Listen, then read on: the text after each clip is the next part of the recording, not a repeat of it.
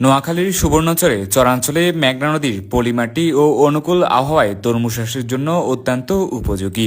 এই পলিমাটি জমিকে করে তোলে উর্বর ও পুষ্টিকর। পাশাপাশি লবণাক্ত জমিতে আধুনিক প্রযুক্তি ও সঠিক পরিচর্যার মাধ্যমে উৎপাদিত তরমুজ হয় সুস্বাদু ও বাজারে ব্যাপক চাহিদা সম্পন্ন।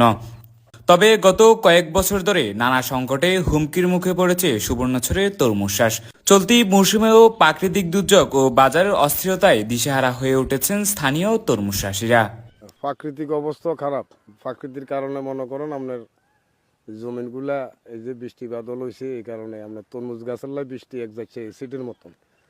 আসলে মূলত হইল এখন তো ওই যে জার্গো খেতে এখনো আইসি, আমরা তো এখনো লাভ লস বুঝি না। আমরা জমিন যাই করছি, কিন্তু অর্ধেক জমিন আছে আর অর্ধেক জমিন তো লবণ আকৃতির কারণে চলে গেছে, কই নাই পোকামাকড়ও বাড়ি গেছে। চাষিদের অভিযোগ, বর্তমানে বাজার ব্যবস্থা একেবারেই ভেঙে পড়েছে। উৎপাদন খরচের সাথে বিক্রি মূল্যের কোনো সামঞ্জস্যতা নেই। বছরে বৃষ্টিপাতের কারণে অনেক কৃষক ব্যাপক ক্ষয়ক্ষতির সম্মুখীন হয়েছেন। বেচা কিনা মোটে নাই। এখন যে বাজার চাপ, কোনো বিক্রি হইতেছে না। বা এখন যদি আরেকদারেরও ফোন দিই, উনি বলে যে যদি তরমুজ আনতে হয় গাড়ি ভাড়া নিয়ে আসি তরমুজ আনো। তুফান আর বাতাস বৃষ্টির কারণে প্রাকৃতিক দুর্যোগের ক্ষেত একটু নষ্ট হয়েছে। তো যা আছে ইনশাল্লাহ ভালো আছে। যদি আকাশে প্রাকৃতিক অবস্থা ভালো থাকে ইনশাল্লাহ আমরা সাকসেসফুল হইতে পারি। এখন তো বাজারের অবস্থা ডাউন। ঠিক আছে, যদি বাজার ভালো থাকে ইনশাল্লাহ আমরা কৃষক যারা আছি সাকসেস হব। এছাড়াও উপজেলার চরামনুল্লাহ ইউনিয়নে অতিরিক্ত ইটভাটার প্রভাবে তরমুজ সহ নানা ফসলের উৎপাদনে ব্যাহত হচ্ছে বলে অভিযোগ করেছেন স্থানীয়রা।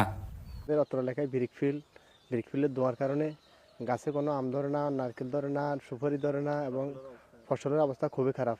এই ব্রিকফিল্ডগুলো যদি নিয়ন্ত্রণ করা যায়, এই ব্রিকফিল্ডগুলো যদি উচ্ছেদ করা যায়, তাহলে আমাদের দেশে বাম্পার ফসল হবে। কৃষি সম্প্রসারণ অধিদপ্তরের সূত্রে জানা গেছে, সুবর্ণচরে প্রায় 900 হেক্টর জমিতে তরমুজ চাষ হয়েছে। কৃষি অফিস থেকে নিয়মিত কৃষকদের প্রয়োজনীয় পরামর্শ প্রদান করা হচ্ছে। সব মিলিয়ে প্রাকৃতিক প্রতিকূলতা ও বাজার ব্যবস্থায় দুর্বলতা, অনিশ্চয়তার মধ্যে দিয়ে দিন কাটাচ্ছেন সুবর্ণচরের তরমুজ চাষিরা।